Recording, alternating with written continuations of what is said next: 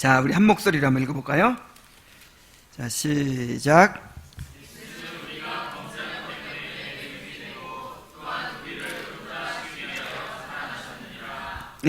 예수는 우리가 범죄한 것 때문에 내줌이 되고 우리를 의롭다 하시기 위해 살아나셨다, 말했습니다. 자, 그리스도는 우리의 구원을 위하여 모든 일을 행하셨습니다. 그것을 이제 두 위치에서 행하셨다 그랬어요. 그 두 위치가 무엇입니까? 낮아지신 상태에서, 낮아지심에서 행한 사역이 있고, 그 다음에 또 높아지심에서 이루신 사역이 있어요. 그래서 사도신경에서 성령으로 잉태하사 동정녀 마리아에게서 나시고 본디오 빌라도의 고난을 받으사 십자가에 못 박혀 죽으시고 장사 지낸 바 되었다가, 여기까지는 낮아지심에서 이루신 사역이에요. 그 다음에 사흘 만에 다시 살아나사, 그 다음에 뭐죠? 하늘, 갑자기 생각이 안 나요. 사도신경이 생각이 안 나요. 하늘에 오르사, 하나님 우편에 앉아 계시다가 산자와 죽은 자를 심판하러 오시리라. 이거는 이제 높아지심의 사역이에요. 그런데 이 두 가지 위치에서 이루신 사역이 어떤 관계가 있냐면, 낮아지심에서는 우리의 구원을 이루신 거예요. 그러니까 우리에게 주어질 그런 구원의 유익들을 확보하신 거예요. 획득하신 거예요. 그리고 높아지신 위치에서는 우리를 위해서 획득하신 그 구원의 유익을 이제 나누어 주시는 것이죠. 자, 낮아지신 위치에서 구원을 얻으셨고, 그것을 높아지신 위치에서 이제 어떻게 하신다고요? 우리에게 나눠주시는 것이죠. 그래서 이 두 가지 사역이 반드시 이제 필요한 것이죠. 그래서 오늘은 이제 높아지심의 사역 가운데서 사흘 만에 다시 살아나사라고 하는 부활에 관해서 함께 공부하게 됩니다. 자, 우리 45문을 오늘도 너무 점심이 맛있었어요. 그래서 또 졸릴 수도 있으니까 졸음이 확 달아나도록 큰 소리로 한번 읽어보겠습니다. 자, 시작. 그리스도의 부활은 우리에게 어떤 유익을 줍니까? 답. 첫째, 그리스도는 부활로서 죽음을 이기셨으며 죽으심으로써 얻으신 의에 우리로 참여하게 하십니다. 둘째, 능력으로 말미암아 우리로 새로운 생명으로 다시 살아났습니다. 셋째, 그리스도의 부활은 우리의 영광스러운 부활에 대한 확실한 보증입니다. 이거를 잘 이해하시고 또 외우시고 그렇게 하면 좋을 것 같아요. 그리스도의 부활이 나와 무슨 상관이 있냐? 그럴 때 뭐라고 대답하면 좋겠어요? 그리스도는 부활로서 죽음을 이기셨으며 죽으심으로써 얻으신 의에 우리로 참여하게 하십니다. 그래서 첫째는 죽으심으로써 얻으신 의에 우리를 참여하게 하신다. 그게 이제 로마서 4장 25절에 나온 말씀이죠. 우리를 의롭다 하시기 위하여 살아나셨다 그랬잖아요. 그 다음에 두 번째는 그의 능력으로 우리를 다시 이제 살아나게 하신다. 부활이죠, 부활. 영적인 부활이죠. 그 다음에 세 번째는 육체적인 부활이죠. 그리스도의 부활은 우리의 영광스러운 부활에 대한 확실한 보증입니다. 자, 이것을 우리 한 가지씩 한번 살펴보도록 하겠어요. 자, 그 전에 먼저 그리스도의 부활의 사실에 대해서 한번 짚고 넘어가도록 하죠. 이 교환에는 부활을 부인하는 주장들부터 있는데, 먼저 부활의 증거부터, 비번부터 살펴보겠어요. 자, 예수님께서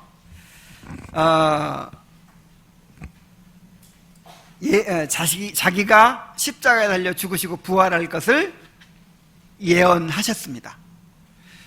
그러니까 부활은 예수님께서 돌아가시고 나서 제자들이 그렇게 꾸며낸 얘기가 아니고, 부활은 누구부터 얘기하셨어요? 예수님이 살아계실 때 내가 나중에 십자가에 달려 죽은 다음에 부활할 것이다, 이렇게 수없이 말씀을 하셨다는 거예요. 요한복음 2장 19절에 보면은 너희가 이 성전을 헐라 사흘 만에 일으키리라. 그런데 그 성전이 뭘 가리켰다고요? 자기 성전된 육체를 가리킵니다. 나를 죽여라, 너희들은 나를 죽여라, 내가 사흘 만에 다시 부활할 것이다, 이렇게 말씀하셨죠.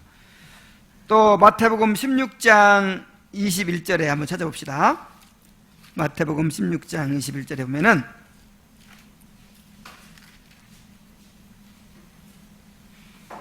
이때로부터 예수 그리스도께서 자기가 예루살렘에 올라가 장로들과 대제사장들과 서기관들에게 많은 고난을 받고 죽임을 당하고 제3일에 살아나야 할 것을 제자들에게 비로소 나타내시니, 그랬죠? 그러니까 예수님은 뭔가 이렇게 일이 잘못돼가지고 하던 일이 실패해가지고 죽으신 것이 아니에요. 이것이 원래의 계획이었어요.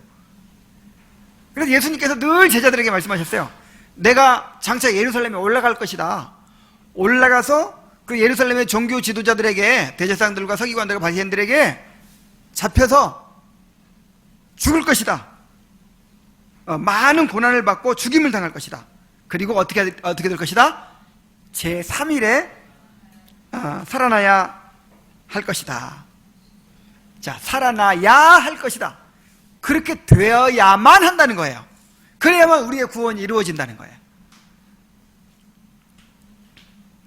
그리고 예수님께서 이렇게 친히 자기가 부활할 것을 예언하실 뿐만 아니라 이 성경의 기자들이, 마태, 마가, 누가, 요한, 이런 기자들이, 또 바울과 같은 사람들이 예수님께서 부활하셨다는 것을 증거했어요. 수없이 증거했어요. 그래서 만약에 부활이 사실이 아니라면 예수님은 거짓말쟁이가 되는 거죠. 그리고 성경의 모든 저자들이, 바울을 비롯한 모든 성경 저자들이 거짓말쟁이가 되는 거예요. 거짓말도 두 종류죠. 사기치려고 거짓말하는 수도 있고, 아니면 이 망상에 빠져가지고, 한마디로 말해서 미쳐가지고 거짓말하는 수가 있어요. 그러니까 예수님은 사기꾼 아니면 뭐예요? 과대망상증 환자예요. 만약에 부활도 안 했는데 내가 부활할 것이다 계속 예언했으니까. 그리고 제자들도 마찬가지죠. 뭔가 사기치는 사람들 아니면 뭐예요? 이 과대망상증, 이 미친 사람들이란 말이에요. 그런데 예수님의 거룩하신 인격이 이 부활이 사실임을 증명합니다. 이 거룩한 책인 이 성경이 예수님의 부활을 증거해요. 예수님은 거짓말 하실 수가 없는 분이죠. 그리고 두 번째로는 실제로 부활의 목격자들이 있었어요. 고린도전서 15장 5절로 8절 한번 찾아봅시다. 고린도전서 15장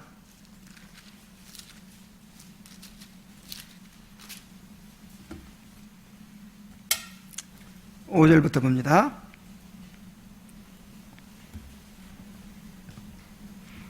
자, 그냥 1절부터 한번 봅시다.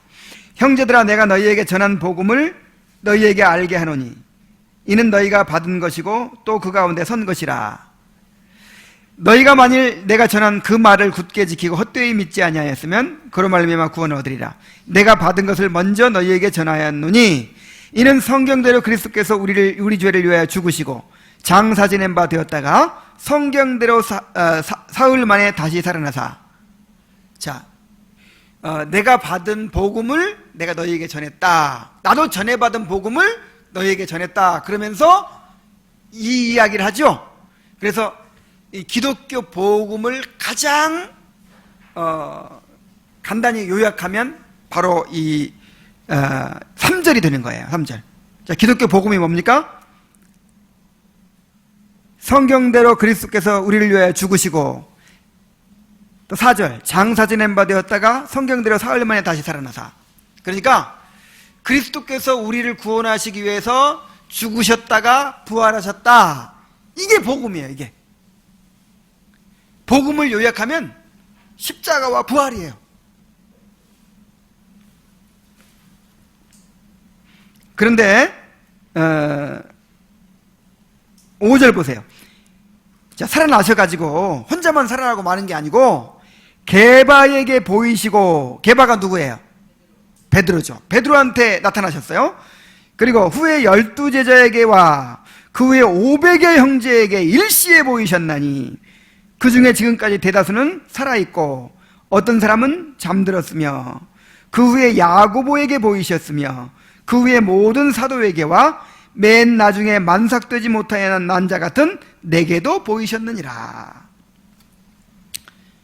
그러니까 맨 처음에 베드로한테 나타나시고, 그 다음에 모든 사도에게 나타나시고, 500여 명에게 일시에 나타나시고, 또 예수님의 친동생 야고보에게 나타나시고, 그 다음에 나중에 바울에게도 나타나셨다.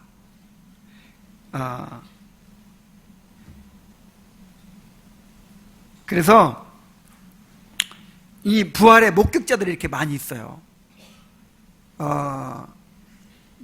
우리가 이 복음서에서 확인해 볼 수 있는데, 예수님 따르던 제자들이 예수님 십자가에 달리셨을 때 어떤 모습이었나요? 다 도망갔죠. 다 도망가고 두려워가지고 무서워서 떨고 있었잖아요. 그런데 예수님을 만나고 나서, 부활의 예수님을 만나고 나서 놀랍게 변화됐어요. 막 사자처럼 담대하게 됐어요. 베드로가 어떤 사람이에요? 베드로가 그 여종 하나가 당신도 예수 한 패지! 하니까 예수님을 3번씩이나 부인한 사람이잖아요. 근데 그 베드로가 부활하신 예수님을 만나고 나서 어떻게 변했어요? 막 수천 명의 무리 앞에서 너희가 예수를 십자가에 못 박아 죽였도다! 하면서 예수님이 부활하셨다고, 너희가 회개하라! 회개하여 구원을 받아라! 그러면서 막 사자처럼 담대하게 복음을 전하잖아요. 이 제자들이 이렇게 부활을 능력 있게 담대하게 전하다가 다 순교했어요. 유일하게 순교하지 않은 사람이 이제 사도 요한인데, 요한도 끓는 기름 가마솥에 던져졌다는 거예요. 반모섬에 유배를 가기도 하고. 그래서 모든 제자들이 이렇게 부활을 전하다가 극심한 고난을 당하고 다 순교했습니다. 그런데 그 부활의 목격자들이 지금 태반이나 살아있다는 거예요. 대부분 여기 대다수라고 그랬죠.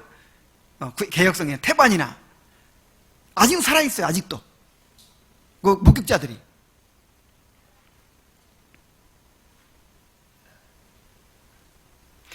그리고 세 번째로는 부활의 증거를 통해 생겨난 초대교회가 또 예수님의 부활을 증명합니다. 예수님은 어떻게 돌아가셨죠? 예수님의 죽음은 거룩한 죽음이 아니에요. 저주받은 죽음이에요. 흉악한 죄인으로 강도들 틈에 그렇게 십자가에 달려 죽으셨습니다. 십자가는 유대인들에게 저주의 상징이죠. 그리고 이것이 얼마 전에 있었던 사건이죠? 한 50일 전에 있던 사건이에요. 불과 얼마 전에 있었던 일이에요. 그런데 제자들이 한 50일 전에 죽으신 50일 전에 그 하나님의 저주를 받고 극형을 당해 죽었던 젊은 30세밖에 안 된, 33세밖에 안 된 젊은 청년의 죽음을 이제 사람들이 많이 목격했는데, 그분이 부활하셨다고, 그분이 하나님의 아들이라고 막 예수의 부활을 전하니까 에이 미친 사람들아 하면서 반대하는 것이 아니고, 하루에 막 3,000명이 구원을 받는 역사가 일어나는 거예요. 그래가지고 얼마 지나지 않아서 예루살렘에서만 수만 명이나 되더라. 허다한 제사장의 무리도 주께로 돌아오더라. 어떻게 이런 일이 일어나겠습니까? 예수님의 부활을 직접 목격한 사람들의 생생한 증언과 명백한 증거들이 바로 부활을 증거했기 때문입니다. 이토록 명확한 부활에 대해서 이제 기독교는 이 예수 그리스도의 부활이라는 이 역사적 사건의 기초에서 세워졌거든요. 그러니까 부활만 사실이 아니라면 기독교는 어떻게 해야 돼요? 그냥 문 닫아야 돼요. 이 종교 자체가 없어져 버리는 거예요. 기독교는 부활만 사실이 아니라면 우리의 신앙은 다 무의미해져 버리는 거예요. 그런데 이 부활을 부인하는 사람들이 이제 있는 거예요. 자, 몇 가지 주장들이 있어요. 첫째는 예수는 실제로 죽은 것이 아니다. 실제로는 죽은 것이 아니다. 그냥 채찍에 맞고 십자가에 매달아 놓으니까 그냥 기절했었다. 기절했는데 그 기절한 사람을 이제 서늘한 무덤에 넣어 놓으니까 거기서 그냥 회복돼 가지고 무덤 문 열고 나온 거다. 이렇게 주장하는 사람들이 있어요. 자, 그런데 예수님이 죽으신 것은 누가 확인했죠? 로마 군병들이 확인했잖아요. 이 사형을 집행한 그 시체를 죽음을 확인하지 않고 내주는 법은 없어요. 이제 사형을 했는데 어떻게 목숨이 안 끊어질 수 있잖아요. 기절만 했을 수도 있잖아요. 근데 그 사람은 그냥 시체를 내줘버리면 나중에 살아나면 어떻게 해야 되겠어요? 그래서 이 사형당한 시체를 내줄 때는 반드시 죽었는지 확인을 합니다. 그래서 예수님도 확인했죠. 로마 군병이 옆구리를 찔러가지고 이미 절명한 것을 봤어요. 그래도 혹시나 해가지고 옆구리를 창으로 푹 찔렀더니 물과 피가 흘러내리더라. 완전 죽어야만 이제 이 혈액이 이 수분과 분리돼가지고 물이 흘러나오는 거예요. 그리고 제자들이 죽은 걸 확인하고 또 이게 세마포로 꽁꽁 싸가지고 장사까지 지냈잖아요.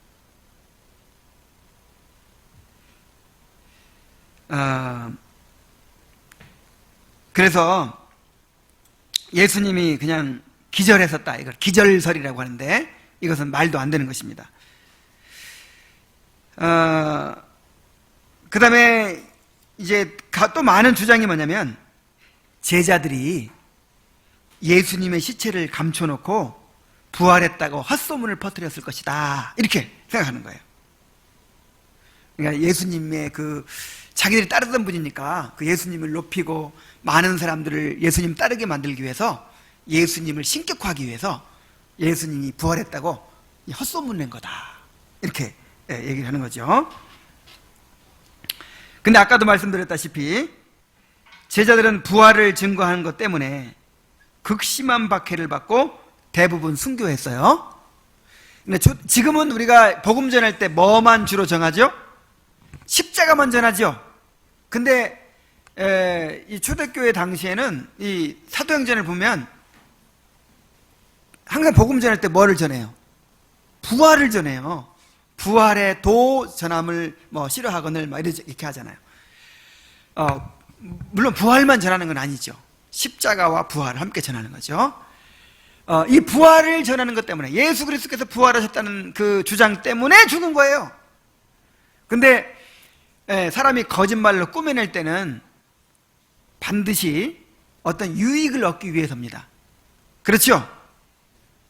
내가 좀 안전해지고자 한다든지 아니면 거짓말을 통해서 어떤 이익을 얻고자 해서 거짓말하는 거죠. 근데 제자들은 부활에 대해서 전하면서 이익을 얻은 게 뭐가 있어요? 이익을 얻기 위해 전한 것이 아니고 부활 전하는 것 때문에 다 죽었어요. 부활의 도 전함을 싫어하여 잡아다가 채찍으로 때리고 막 십자가에 거꾸로 오빠가 죽이고 화형시키고 했단 말이에요. 그런데도 불구하고 예수님이 부활하셨다고 전했거든요. 거짓말을 위해서 죽는 사람도 있나요? 거짓말을 위해서 목숨 바치는 사람이 있나요?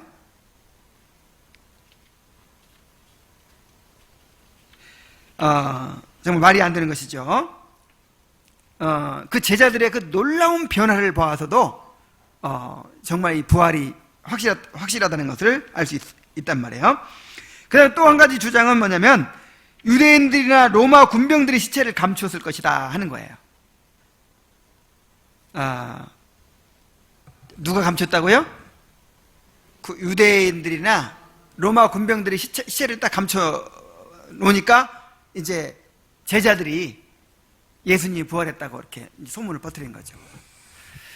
자, 그것도 말이 안 되는 것이 유대인들이나 로마는 이 기독교를 박멸하기 위해서 아주 극렬하게 그렇게 노력을 했어요. 막 그 사람들을 감옥에 갖다 가두고 채찍으로 때리고, 로마에서는 막 그 원형 경기장에 잡아다가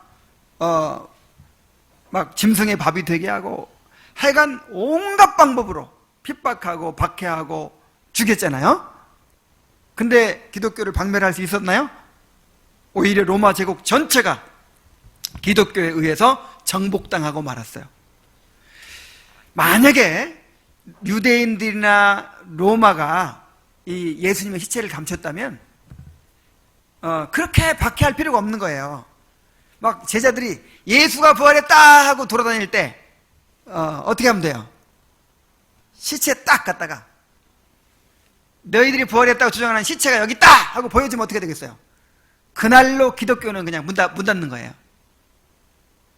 근데 부활을 누구도 그렇게 반박하지 못했어요. 그 신기한 것이 그렇게 부활을 전하는데 그것이 거짓말이다 이렇게 공격한 것이 없어요. 그걸 못하게 막 할 뿐이지 그걸 공격하지 못해요. 왜냐하면 증인들이 너무 많거든요.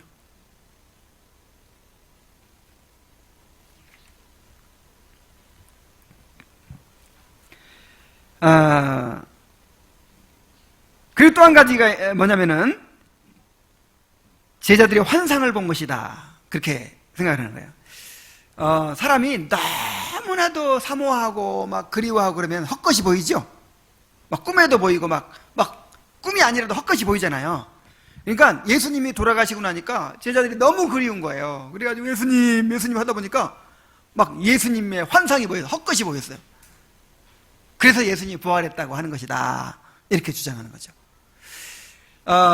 그런데 이 헛것이 보이는 것은요, 헛것이 보이는 것은 대개 이제 혼자 있을 때 이렇게 보이잖아요. 이렇게 혼자 있을 때 막. 근데 예수님은 혼자 있을 때 나타나는 게 아니에요. 제자들이 다 있을 때, 심지어 500여 명이 있을 때 한꺼번에 나타났다고 했잖아요. 그리고 하루만 나타난 게 아니에요. 얼마 동안 나타나셨죠? 40일 동안 제자들과 함께 생활을 하셨어요. 40일 동안 제자들과 함께 생활하시면서 하나님 나라의 일을 말씀하셨어요.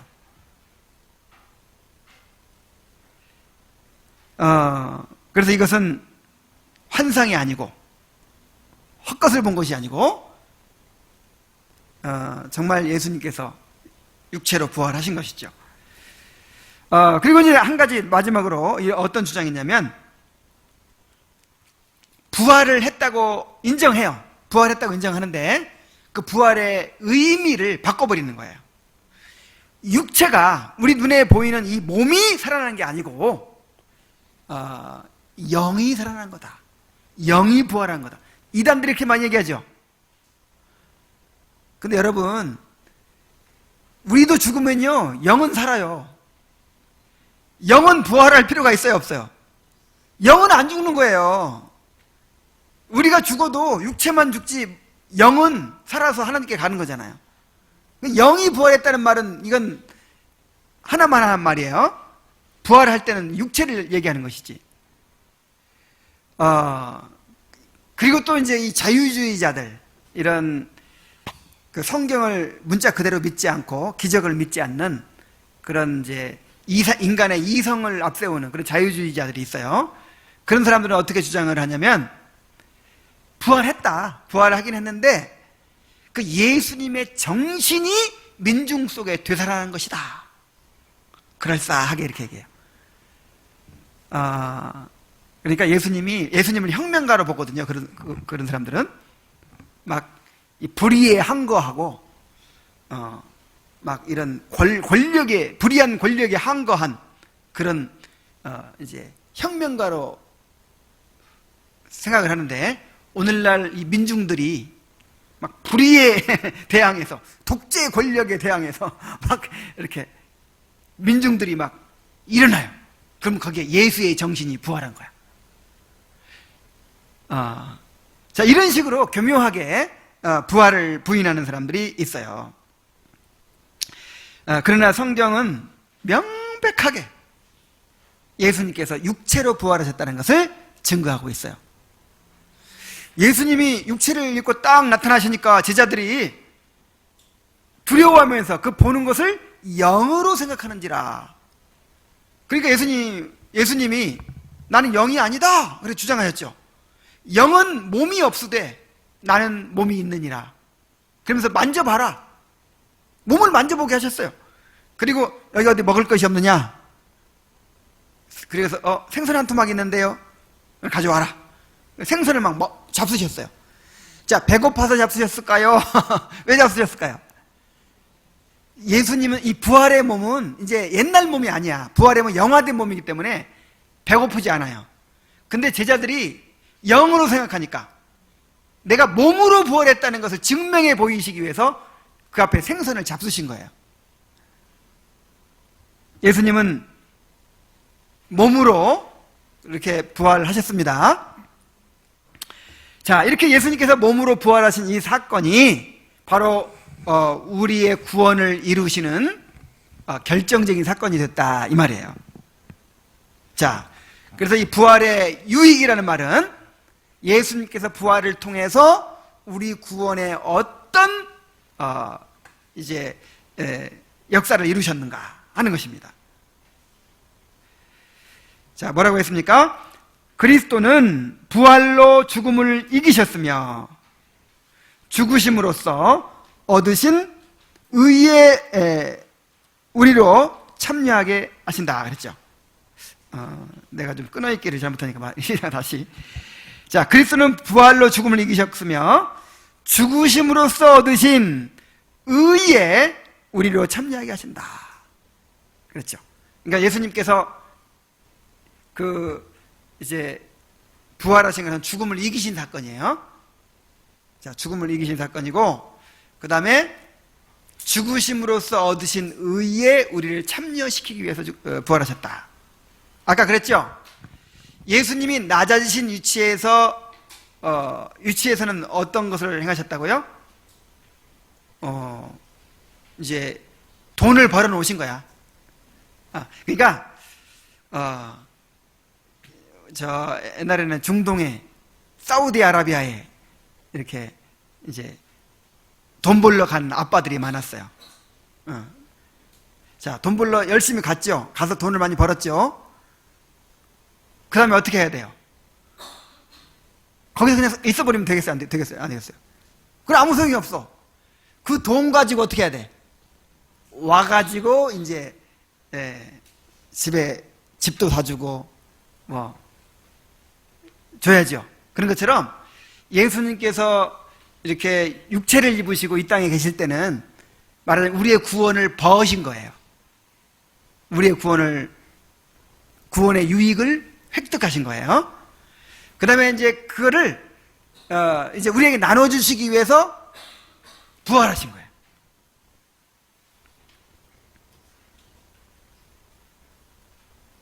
자, 그리스도의 부활은 일단 우리의 죄값을 치르셨음을 확증하는 것입니다.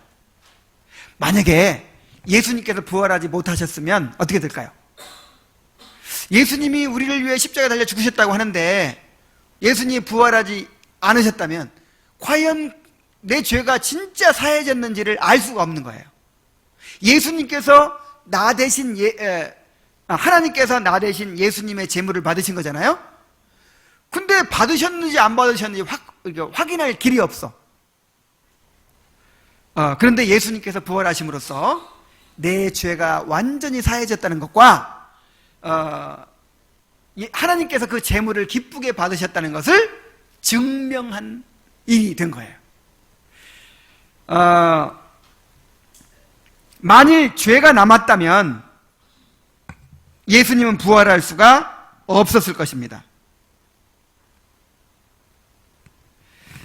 자, 예수님께서 부활하신 것은요, 첫째는 예수님이 의로우시기 때문에 부활하신 것이고, 둘째는 우리 죄가 예수님께 전가됐잖아요. 다. 그 죄가 다 용서됐기 때문에 부활하실 수 있었던 거예요. 만약에 우리 죄가 용서되지 않았으면 예수님이 그 죄를 여전히 안고 있는 거죠. 그러면 예수님 부활할 수 없는 거예요. 죄가 있기 때문에. 근데 우리 죄가 완전히 사해졌기 때문에 예수님께서 다시 부활하신 것입니다. 그래서 이제 그리스도는 부활하셔서 죽으심으로써 얻은 의에 우리를 참여하게 하시는 거예요. 이거를 구약의 제사를 통해 설명할 수 있어요. 자, 제사 지내는 과정 한번 생각해 보세요. 제사 지내는 과정. 제사 어떻게 지내죠? 자, 여기 보세요, 여기. 자, 제사를 어떻게 지냅니까? 양을 끌고 오죠? 내가 지금 죄를 지었단 말이에요. 근데 이대로 있으면 하나님의 벌을 받아 죽어야 돼요. 그리고 용서받으려면 재물, 양을 끌고 오잖아요. 양을 끌고 와가지고 양의 머리에 안수해요. 누가 안수해요? 내가 안수하는 거예요. 내 죄가 양한테로 가는 거예요. 그 다음에 양을 죽여요. 누가 죽여요? 내가 양을 잡아요. 그래가지고 이제 그거를 다 이렇게 내장을 드러내고 살을 막 이렇게 점점이 점여가지고 이렇게 다 제물을 마련하면 그거를 제사장이 이제 제단에 올려서 불태우는 거예요. 그러면 끝나나요? 그것만 가지고 안 돼요. 이제 제물이 나 대신 불탔죠?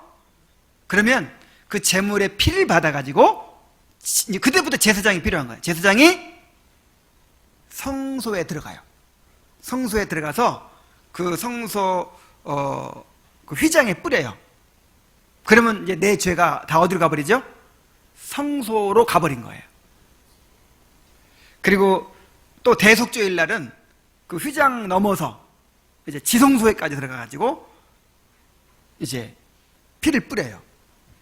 그리고 나서 제사장이 바깥에 나와가지고 다 이루었다 하는 거예요. 이제 평화를 선포하는 거예요. 그때 죄가 용서되는 거예요. 그때 나 대신 재물이 죽었는데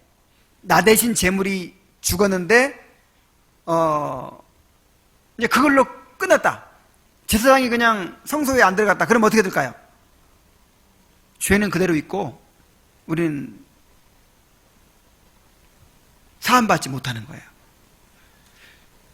그래서 죽은 걸 가지고 이제 죽었으니까 그 공로를 가지고 적용시키는 과정이 필요한 거죠. 자, 무슨 얘기인지 이해가 되시죠? 근데 구약시대의 제사는요, 구약시대의 제사는 모형이라고 그랬죠? 뭐의 모형일까요?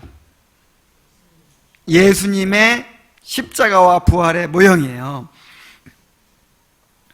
그래서 예수님이 우리를 위해서 십자가를 주시고 이제 양으로서 우리 죄값을 다 치르시고 또 우리 대신 율법을 완성하심으로 우리의 의의를 벌어놓으셨죠? 그러면 이제 자기가 피 흘리신 그 피를 가지고 어디로 가야 돼요? 하늘 성소, 하나님 앞으로 가야 되는 거예요. 하나님 앞으로 제사장으로서. 그래서 지금 예수님이 뭐 하고 계신다 그러죠? 하나님 우편에서 우리를 위해서 간구하시는 이라 그랬죠? 요게 제사장의 사역이에요. 그렇게 함으로써 우리 죄가 없어지는 거예요.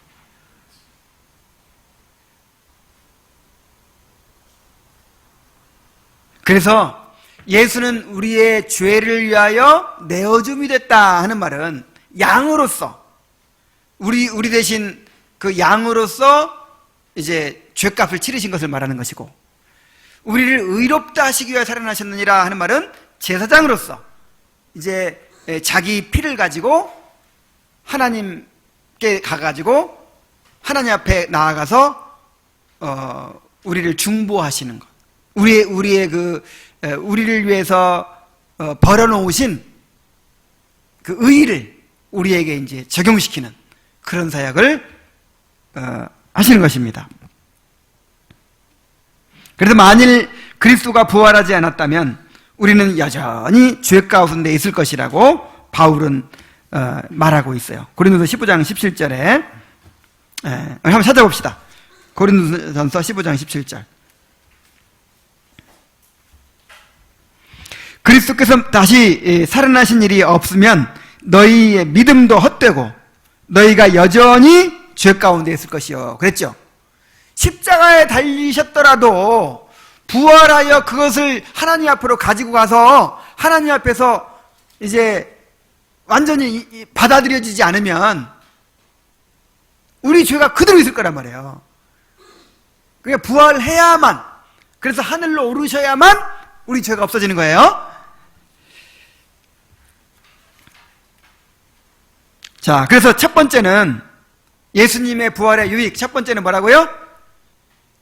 그리스도께서 죽음으로써 얻으신 의에 우리를 참여시키신다. 그러니까 다시 말해서 이제 의롭다 하시기 위하여 살아나셨다 하는 말이죠. 자, 예수님께서 부활하시면 우리가 의롭게 되었습니다. 자, 두 번째 유익은 뭘까요? 두 번째 유익은 그리스도의 능력으로 말미암아 우리도 새로운 생명으로 다시 살아났다는 거예요.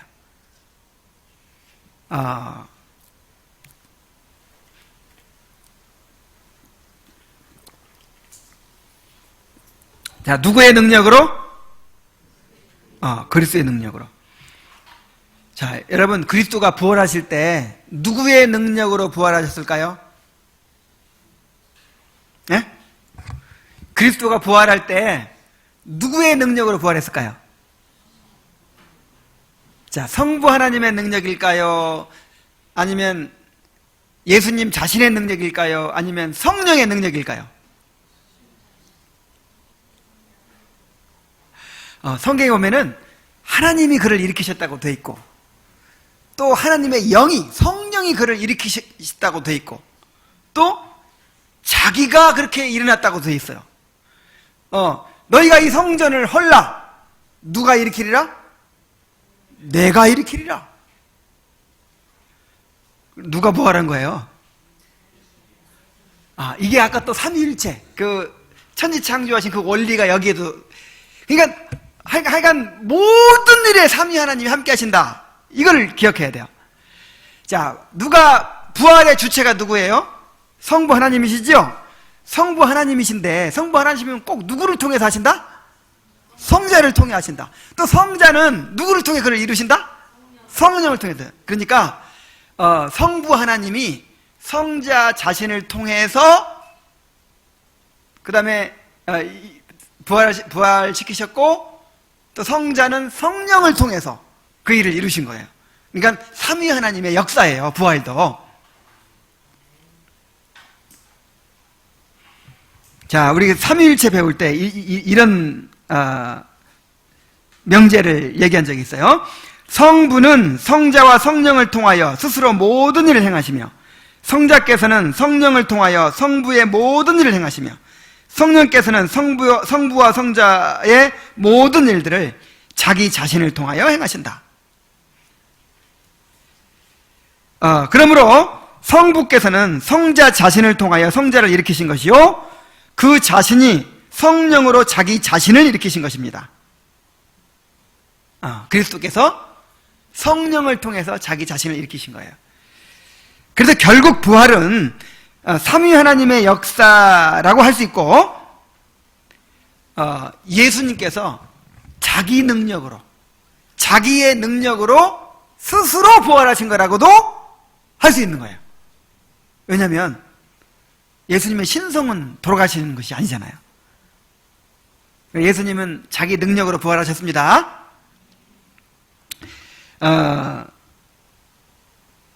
그래서 그리스도는 그의 능력으로 스스로 부활하셨을 뿐만 아니라 그 능력으로 우리를 거듭나게 하시는 거예요. 베드로전서 1장 3절 한번 보겠습니다. 베드로전서 1장 3절.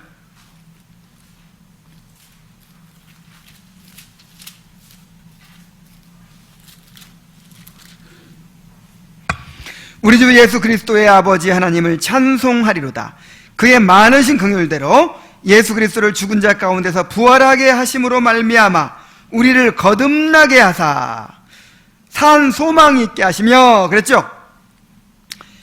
그리스도를 죽은 자 가운데서 부활하게 하심으로 말미암아 우리를 거듭나게 하셨다. 그러니까 예수님의 십자가는 자기를 위한 십자가가 아니죠. 예수님의 십자가는 우리를 대신해서 지신 십자가예요. 우리와 함께 지신 십자가예요. 다시, 대신해서 그 다음에 우리와 함께. 그래서 바울은 내가 그리스도와 함께 십자가에 못 박혔다 그랬죠. 근데 부활도 마찬가지예요. 부활도 그리스도께서 자기 능력으로 부활하셨는데 그것이 자기 혼자만의 부활이 아니었어요. 장차 예수 그리스도를 믿을 사람들, 예수 그리스도와 연합된 사람들이 함께 부활한 거예요.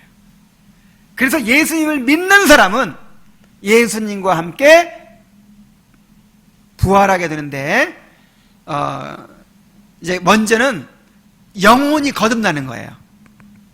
자, 예수님을 믿는 순간 예수님의 부활에 연합해서 영혼이 부활하게 됩니다. 영혼이 거듭나게 됩니다.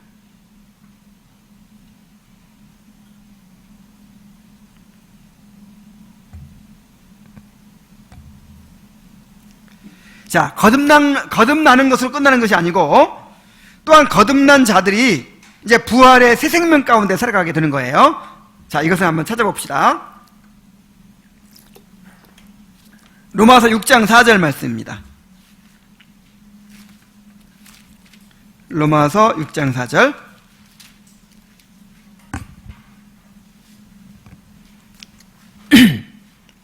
그러므로 우리가 그의 죽으심과 합하여 세례를 받음으로 그와 함께 장사되었나니. 자, 예수님께 십자가 달려 죽으시고 장사될 때 우리도 예수님과 함께 죽고 어떻게 됐다? 장사됐다. 그거를 받아들이는 게 세례예요. 세례. 이는 아버지의 영광으로 말미암아 그리스도를 죽은 자 가운데 살리신 것 같이 우리로 또한 새 생명 가운데서 행하게 하려 하심이라. 만일 우리가 그의 죽으심과 같은 모양으로 연합한 자가 되었으면 또한 그의 부활과 같은 모양으로 연합한 자도 되리라. 예수님의 십자가에 연합된 사람은 또 예수님의 뭐에도 연합이 돼요? 부활에도 연합이 돼요. 그래서 4절 끝부분에 우리로 또한 새 생명 가운데서 행하게 하려 함이라. 자, 이제 우리는 새 생명으로 살아가는 거예요. 예수님을 믿고 예수님의 부활에 연합된 사람들은 이제 새 생명으로 거듭났죠. 근데 거듭나서 그 거듭난 생명으로 살아가게 되는 거예요. 옛날 거듭나기 전에 옛사람으로 살아가는 게 아니라 이제 새 생명으로 살아가게 된다는 것입니다. 그 새 생명으로 살아가는 사람이 어떤 사람입니까? 갈라디아서 2장 20절에 내가 그리스도와 함께 십자가에 못 박혔나니 이제는 내가 산 것이 아니요 오직 내 안에 그리스도께서 사신 것이라. 이제 내가 육체 가운데 사는 것은, 자, 거듭나도 여전히 뭐 가운데 살아요? 육체 가운데 살아요. 여전히 그냥 옛날 모습 그대로야. 그런데 달라. 이제 내가 육체 가운데 사는 것은 나를 사랑하사 나를 위하여 자기 몸을 버리신 그리스도를 믿는 믿음 안에서 사는 것이라. 이제 예수님의 새 생명으로 살아가는 거예요. 예수님이 주신 새 생명으로.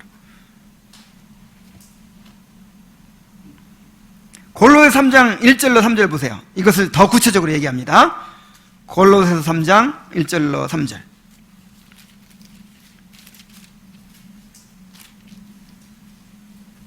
자, 우리 한 목소리로 한번 크게 읽어봅시다.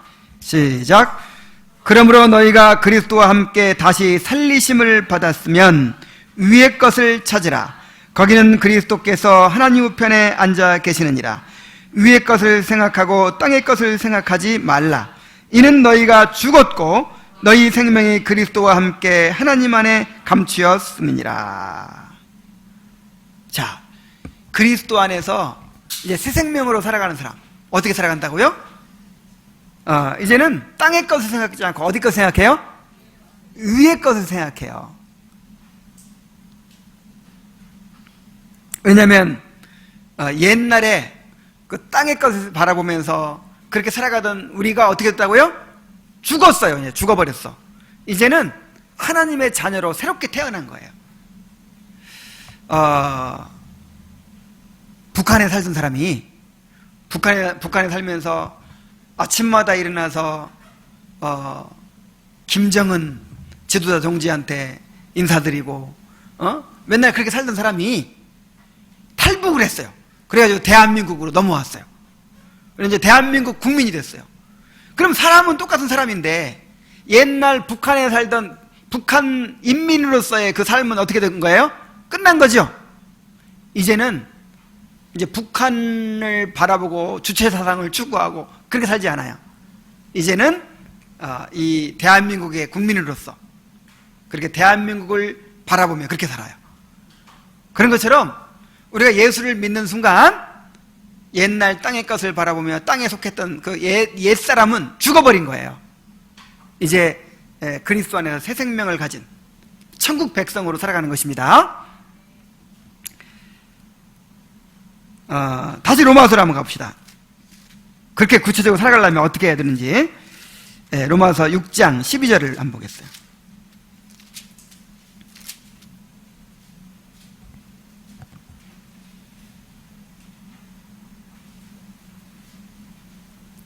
자, 11절부터 옵니다.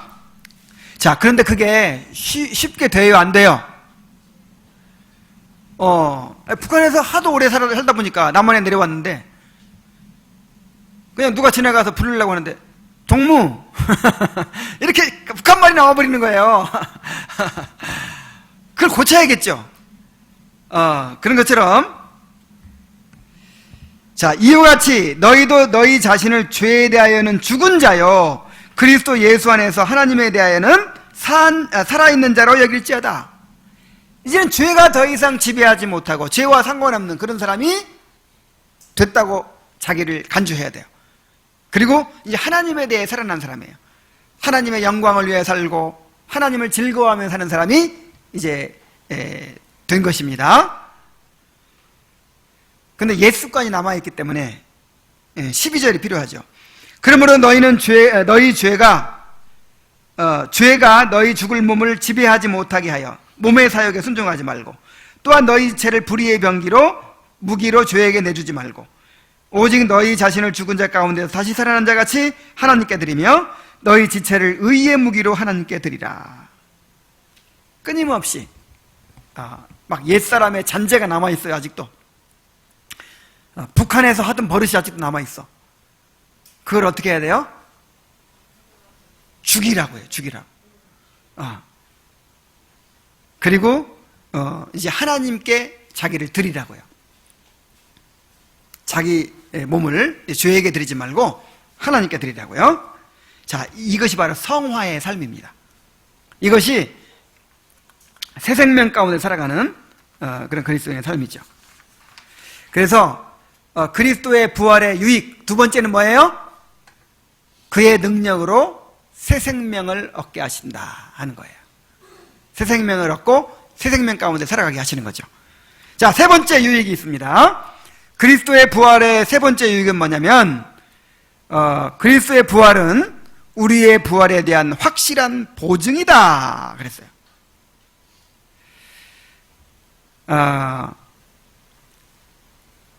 예수님의 부활은 혼자만의 것이 아니라고 했죠.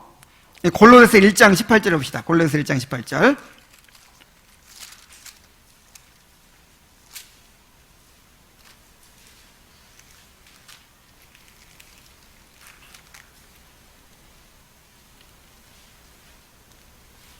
그는 몸인 교회의 머리시라. 교회가 우리죠. 그러니까 예수님은 우리의 머리예요. 머리. 우리는 그의 몸이에요. 그가 근본이시요 죽은 자들 가운데서 먼저 나신 이시니. 자, 죽은 자들 가운데서 어떻게 나셨다? 먼저 나셨어. 먼저. 그럼 다음에 날 사람들은 누구예요? 우리들이죠. 자, 보세요. 예수님이 머리고 우리가 몸인데, 자, 머리가 부활했어요. 그럼 뭐도 부활해야 돼요? 몸도 부활해야죠. 아기를 낳는데 머리가 먼저 나왔어. 그럼 끝인가요? 머리가 나왔으면 뭐도 나와야 돼? 몸까지 나와야 온전한 몸이 되지. 그런 것처럼 예수님이 부활했다면 예수님께 속한 모든 사람들도 반드시 어떻게 될까요? 부활하게 된단 말이에요. 그래서 이제 성령으로 그리스도의 부활에 연합해서 거듭난 사람들은 나중에 육체도 부활하게 된단 말이에요. 육체도. 그래서 예수님께서 재림하실 때 이제 그리스도 안에 잠자던 자들은 부활의 몸으로, 영화된 몸으로 일어나고, 또 우리는 만약에 우리가 살아있을 때 예수님 오신다면 어떻게 될까요? 살아있는 채로 부활의 몸으로 변화되는 거예요. 살아있는 채로. 그래서 반드시 우리 몸이 부활하게 될 것입니다. 그래서 예수님의 부활로 인한 유익이 뭐라고요? 맨 처음에 우리가 의롭다 하심 받게 된 것이고, 죄 용서받고 하나님께로부터 의롭다 하심 받은 거예요. 두 번째는 우리 영혼이 거듭난 거예요. 그래서 새 생명 가운데 살아가게 되는 것이죠. 그 다음에 세 번째는 우리 육체도 부활하게 될 것이 너무 확실해진 거예요. 보장이 된 것이죠. 그래서 우리의 소망은 부활에 있습니다. 부활의 소망을 가지고 살아가야 돼요. 지금 현재 살아가는 이 삶이 전부가 아니고 정말 장차 부활해서 영원히 그 하나님의 영광을 누리며 그런 삶을 바라보며 그렇게 살아가야 될 줄로 믿습니다. 그래서 예수님께서 부활하신 사실이 나의 구원을 위해서 어떻게 놀라운 역사를 이루었는지를 생각하고 주님께 감사하는 성도들이 되시기 바랍니다.